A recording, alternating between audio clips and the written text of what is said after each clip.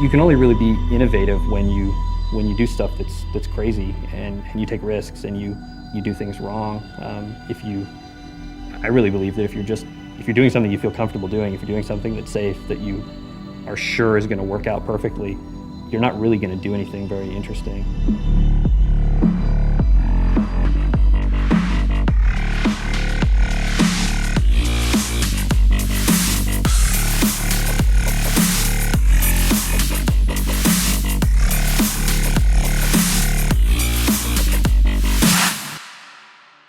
In 1997, inside a rundown building on South Halsted Street in Chicago, a small, broke studio called Bungie was grinding through late nights and cold pizza, working on a game that they barely understood. It didn't even have a real name. Internally, they called it Monkey Nuts, a title so bad that Bungie co-founder Jason Jones wouldn't even say it to his own mother. That messy experiment would eventually become Halo, a franchise worth over $6 billion with more than 80 million copies sold, and the reason that Microsoft's first console survived at all. Halo! Combat Evolved! Buy one! Heck, buy two! That's an order, soldier! Halo was never supposed to be a first-person shooter. At the beginning, it was actually a real-time strategy game, more like Bungie's earlier hit Myth: The Fallen Lords. The idea was to make a tactical sci-fi game set on a hollow planet called Solipsis. That name didn't last long. As the concept changed, the planet turned into a giant ring floating in space, and that ring slowly became the center of the whole game. The name came from it too, even though almost nobody at Bungie liked it at first. When artist Paul Russell wrote Halo on a whiteboard, the reaction was mostly groans. Composer Marty O'Donnell even joked that it sounded like a women's shampoo. But the name stuck anyway, and in the end, it worked perfectly. Simple, mysterious, and impossible to forget. The switch from strategy game to shooter wasn't planned at all. It kind of just happened. While the team was messing around with vehicle physics, they started pulling the camera closer and closer to the action. What used to be a distant, top-down view slowly turned into something way more personal. And then, someone built the Warthog, that crazy all-terrain buggy with the over-the-top suspension and four-wheel steering, and that was the turning point. The team was like, holy shit, this is fun. Why aren't we driving this ourselves instead of letting the AI do it? And when they got behind the wheel, the whole project changed direction. But Halo had to become a console shooter that actually felt good to play, something no one had really nailed before. And that's when the modern FPS control scheme was born. At the same time, the Master Chief took shape. A walking tank in green armor, barely talking, but instantly iconic. Sorry for the quick thaw, Master Chief. Things are a little hectic right now. Even his name was an accident. They picked Master Chief because it sounded important, but still expendable. By 1999, Bungie was ready to show Halo publicly. Using Apple connections, they landed a meeting with Steve Jobs. Jobs watched a short demo, dismissed it by saying that Pixar could do more, and Jason Jones shot back, yeah, but can you do it in real time? After a brief pause, Jobs said, okay, you're in, and Halo landed a spot at Macworld. We are starting to see some great games come back to the Mac, but this is one of the coolest I've ever seen. This game is going to ship early next year from Bungie, and this is the first time anybody has ever seen it. It's the first time they've debuted it. And so I'm very happy to welcome on the stage Jason Jones, who is the co-founder of Bungie and the Halo project lead. Halo is the name of this game, and we're going to see, for the first time, Halo. Welcome, Jason. Thanks, Steve. The Macworld reveal blew up instantly. Halo went from a weird sci-fi project to one of the most hyped games in the world, and then reality hit. Bungie was running out of money, and Microsoft needed a game to launch their new console, the Xbox. In 2000, Microsoft bought Bungie, moved the team to Redmond, and suddenly Halo wasn't a Mac game anymore. It was a launch title for hardware that didn't even exist yet. Halo: Combat Evolved launched on November 15, 2001 alongside the Xbox. Bringing low-level systems online. Cracking the case in 30 seconds. I want everyone at their stations. Everyone, sir? Everyone. And Cortana. Let's give our old friends a warm welcome. It dropped players onto a massive ring world with almost no explanation and trusted them to figure things out. What made it special wasn't just the sci-fi setting, but how it played. Levels were wide and open, Enemies reacted intelligently, and combat encouraged switching between guns, grenades, and vehicles on the fly. Shields recharged instead of forcing players to hunt for health packs every few seconds, which kept the action moving and rewarded smart positioning instead of slow, cautious play. Just as important, Halo blended infantry combat with vehicles in a way that felt natural, without the game ever slowing down. That freedom, combined with tight controls and smart enemy AI, made Halo feel different from every other shooter at the time, and set the foundation for everything the series became. Those same design ideas carried over naturally into multiplayer. Split-screen matches and LAN games used the same open maps, the same sandbox, and the same emphasis on movement and positioning. Nothing was overpowered, and every weapon had a purpose, which turned living rooms and dorms into battlegrounds long before online console play was the norm. Sales weren't explosive at first. It may not have even been the best-selling launch title, but something remarkable happened. The game had legs. 2 years later, it was still in the top 10 sellers. By July of 2006, it had moved 4.2 million copies and had earned $170 million in the United States alone. Half of every Xbox sold during those early years came bundled with a Halo purchase. Microsoft's gamble on an unproven console had paid off, carried almost entirely on the back of one studio's impossible project. Halo's success made a sequel inevitable. Bungie had cut so much from the first game that there was already enough material for Halo 2. But making it almost broke the studio. Jason Jones was burned out and split his attention between the sequel and another project, which left leadership fractured. The team bet everything on a new lighting engine that looked incredible in the E3 2003 demo, and then realized it couldn't actually run the game. When they got back from the show, they had to throw out the tech and rebuild almost everything. Crunch turned brutal, and the planned ending had to be cut completely. The final act, where the story was supposed to resolve, was gone. Halo 2 shipped on a cliffhanger that the team knew players would hate, but there was no time left to fix it. They shipped anyway. Halo 2 launched in November of 2004 and immediately shattered records. It took everything that worked in the first game and pushed it forward. The biggest shift was scale. The story expanded beyond the ring world, jumping between Earth and Covenant space, and for the first time let players see the war from the enemy's side through the Arbiter. Combat got faster and more aggressive, with dual-wielding, smarter enemies and tighter level design that leaned into constant movement. But Halo 2's real impact was online multiplayer. Xbox Live turned Halo from a local phenomenon into a global one. Look what I got. It's an online party in a box. You need two things besides the Xbox to get going with Xbox Live: broadband and this. This is your Xbox Live starter kit. Inside the starter kit, you get this, the Xbox Communicator. Now what's great about this is it lets you talk to other gamers while you're playing.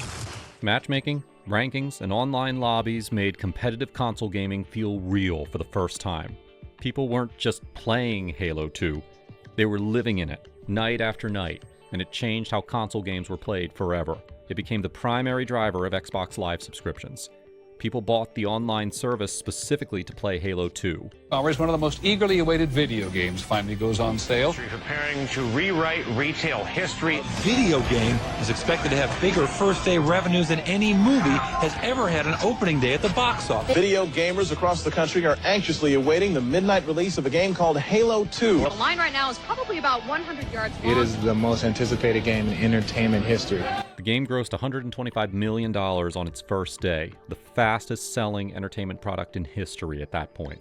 By the time it finished its run, it had moved 8 million copies, becoming the best-selling Xbox game ever. And that success didn't come out of nowhere. Halo 2's marketing was just as ambitious as its development. Microsoft treated it like a movie release, running one of the biggest entertainment campaigns of its time. Midnight launches turned into full-blown events, with crowds lining up for hours. Halo 2 wasn't just a sequel, it was framed as a cultural moment. We got the Covenant versus the Master Chiefs. It's the first team to 100 kills wins. You're on the winning team. The top 4 people get a t-shirt. A limited edition Halo 2 Go Earth t-shirt.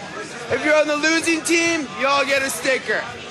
But the top score on the losing team, they also get a t-shirt. The highest score of the night gets a Master Chief figurine, a limited edition copy of the game Halo 2, and bragging rights for the rest of the year. The marketing for Halo 2 introduced something that the gaming world had never really seen: an alternate reality game.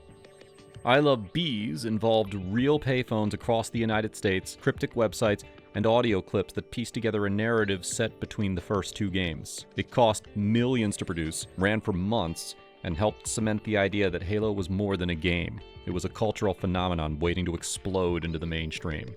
At the same time, Halo was starting to grow beyond just the core games. Bungie helped lay the groundwork for a larger universe, guiding side projects like Halo Wars, a strategy game developed by the creators of Age of Empires that brought Halo back to its large-scale, top-down roots. It proved the universe could work outside of first-person shooters. But Halo 2 nearly broke the team. People burned out, some walked away, and the studio thinned out fast. If you don't care about what you're doing, if it's just about making money, or if it's just about going to the office every day, it's just not going to be what it would be if you loved it. And when you love something, you spend too much time doing it, and you spend too much time thinking about it. Like, it bleeds you in some way. But I think the truth is that has to happen if it's gonna blow people away, like if it's gonna be something that really matters. Jason Jones, the co-founder who started it all, disappeared completely. The team even joked by putting a cardboard cutout of him in meetings, a quiet sign of how exhausted everyone really was. But Halo 3 had to happen. With the Xbox 360 out, Microsoft needed a true flagship, and Halo was it. Bungie knew that this was the moment to finish the story properly. Development moved forward with one clear goal: deliver a complete, satisfying end to the trilogy. When it came to the game itself, the focus was on refinement rather than reinvention. Halo 3 polished what worked, expanded multiplayer and online features, and gave the series the emotional closure it had been building towards since the beginning. By the time it launched, Halo wasn't just carrying Xbox, it had become one of gaming's defining franchises. The game announced itself at E3 2006 with a trailer that became iconic. Master Chief walking through dusty African plains, the ruins of a space elevator visible in the distance, Cortana's voice distorted and ominous. That distortion was deliberate foreshadowing of her predicament in the game, a subtle clue that most players wouldn't understand until they experienced the full story. The advertising company McCann Erickson created a second trailer called Starry Night that mixed live action with computer graphics. It aired once on December 4th, 2006, reached nearly 8 million viewers, and was watched over 3.5 million times on YouTube by the following September. But the real marketing masterstroke came with the Believe campaign. Director Rupert Sanders oversaw the creation of a massive physical diorama, over 1,200 square feet, 12 feet tall, featuring handcrafted figures at 1/12 scale depicting a single battle from the game. The faces of the Marines were based on scans of actual actors. The ruined cityscape drew inspiration from bombed-out Afghan suburbs. Live-action videos featured elderly veterans reminiscing about the Human Covenant War as if it were real history, treating Master Chief as a figure of genuine historical significance. We knew Master Chief was still in the fight. He gave us hope. The campaign cost an estimated $10 million and won the Grandee Grand Prize at the 2008 Andy Awards. Critics and industry observers pointed to it as one of the greatest video game advertising campaigns ever produced. The game itself launched September 25, 2007, and immediately set records. Halo 3 didn't just finish the story, it changed how players interacted with the game. Forge mode let players edit multiplayer maps themselves, placing weapons, vehicles, and objects wherever they wanted. It was limited, but revolutionary, and it pushed Halo toward user-created content long before that became standard. Theater mode let players save matches and rewatch them from any angle, which helped kickstart gameplay videos, montages, and machinima. Halo 3 also refined the sandbox balance, making every weapon and vehicle feel like it had a clear role. Firefight wouldn't arrive until later, but the groundwork for cooperative survival modes was already there. It generated $170 million in US sales within 24 hours. More money than any American entertainment property had ever made in a single day. By the end of its first week, it had sold 3.3 million copies. By 2008, it was the best-selling game in the United States, with 4.8 million domestic units and 8.1 million worldwide. More than 10,000 retail stores held midnight launch parties. Microsoft coordinated multi-city events where fans could play against Bungie developers and celebrities. Bungie announced its independence from Microsoft just 3 weeks after Halo 3 launched, but they still owed a few more games. One of those would become Halo Reach. The other turned into Halo 3 ODST after a planned collaboration tied to the failed Halo movie fell apart. ODST ended up being one of the most unusual Halo games. Built by a small team using Halo 3's engine, it put players into the boots of a normal soldier instead of a Spartan. The story slowed things down, focusing on atmosphere, exploration, and mystery rather than non-stop action. Set in a dark, empty city and backed by a jazz-heavy soundtrack, it felt completely different from anything Halo had done before. Halo Reach followed in September of 2010 as Bungie's deliberate farewell. Set before combat evolved in a doomed human colony world, it focused on Noble Team, a squad of Spartans fighting a battle they couldn't win. The marketing emphasized tragedy rather than triumph. The Deliver Hope live-action trailer played like a short film about sacrifice and loss. Bungie wanted the gameplay to harken back to the original's open environments and exploration, reintroducing health packs alongside the newer armor abilities like jetpacks and sprinting. A public beta helped balance the multiplayer and squash bugs before launch. When Reach released, it felt like a goodbye, not just to Halo, but to the way Bungie had always approached making games. Microsoft wasn't about to let Halo end there. To keep the franchise alive, they created a new internal studio in 2007 called 343 Industries, named after 343 Guilty Spark. Instead of outsourcing Halo, Microsoft chose to rebuild around it. After easing players into the transition with a remaster of the original game, 343 took its first real step forward with Halo 4. Master Chief returned from cryosleep years after Halo 3, and for the first time, the series focused less on saving the galaxy and more on his relationship with Cortana as she began to break down. It was more personal, emotional direction than Halo had ever taken. At the same time, Halo 4 updated the series for a new generation. The game leaned into a more cinematic presentation, with sharper visuals and faster combat, while still keeping the core Halo sandbox intact. Multiplayer was expanded and modernized to match contemporary shooters, which split opinion, but showed a willingness to evolve. When Halo 4 launched in 2012, it sold strongly and reviewed well, proving that Halo could survive without Bungie. Whether players loved or questioned its new direction, Halo 4 marked the beginning of a new era for the franchise. After Halo 4, 343 aimed big. For Halo 2's 10th anniversary, they tried to unite the entire series into one package, the Master Chief Collection. It was meant to be the definitive Halo experience. Instead, when it launched in 2014, it collapsed. Matchmaking barely worked, bugs were everywhere, and players who trusted the brand felt burned. The backlash was immediate. 343 publicly apologized and spent months patching the game back together. Over time, the collection was fixed and expanded, but the damage to trust lingered. Halo 5 Guardians arrived in 2015 under that shadow. Its marketing promised something bold, a darker story about truth, loyalty, and Master Chief being hunted. What players got didn't match that promise. The story split focus between Chief and a new Spartan, Locke, but it never delivered the conflict that the marketing built up. Cortana's return and sudden turn into a galactic enforcer confused many fans, and the gap between expectation and reality became one of Halo's biggest missteps. The multiplayer was solid and the game sold well, but the narrative disappointment stuck. Halo 5 made one thing clear. Halo was still huge, but 343 was struggling to define what the series should be in a post-Bungie world. The franchise expanded in other directions during this period. Halo Wars 2, released February 2017, returned to real-time strategy and introduced the Banished, a mercenary faction of former Covenant races led by a brute named Atriox. The game received generally positive reviews and sold well for its genre on consoles. Halo Spartan Assault and Spartan Strike brought twin-stick shooting to mobile devices and Windows tablets. Halo Fireteam Raven appeared in arcades through a partnership with Raw Thrills, letting up to 4 players control ODST members fighting through events parallel to Combat Evolved. And a virtual reality experience called Halo Recruit offered a brief taste of immersive Halo combat.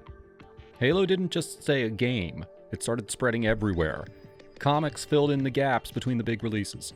Books went deep into the lore that the games didn't have time for, and suddenly, Halo felt like this huge universe instead of just a shooter. Some of those novels even hit bestseller lists, which was kind of wild for a video game series. And then they tried animation with Halo Legends, letting different studios tell short Halo stories in totally different styles. Some were serious, Some weird, but all were pretty darn cool. A TV series simply titled Halo spent years bouncing around Hollywood before finally premiering on Paramount Plus in 2022. Instead of directly adapting the games, the show told its own version of the story, which split fans right down the middle.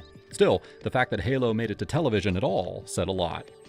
Halo Infinite was announced in 2018 as a straight-up return to basics. Master Chief front and center, classic art style, classic music, and a new Halo ring to explore. It felt like Microsoft saying, "Okay, we heard you."